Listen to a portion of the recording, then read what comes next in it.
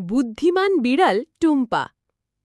একটা গ্রামে থাকত ছোট্ট দুষ্টু এক বিড়াল, নাম তার টুম্পা। টুম্পার সবচেয়ে বড় শখ ছিল খাওয়া আর ঘুরে বেড়ানো।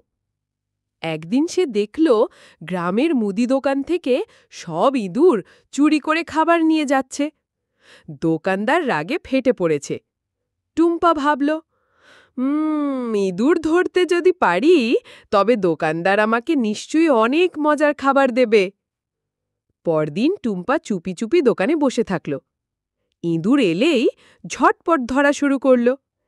কিন্তু টুম্পা ইঁদুরদের মারল না, বরং বলল, দেখো ভাই ইঁদুররা, যদি তোমরা দোকানদারের জিনিস না খাও তবে তোমাদের ছেড়ে দেব। ইঁদুররা ভয়ে রাজি হয়ে গেল। দোকানদার অবাক।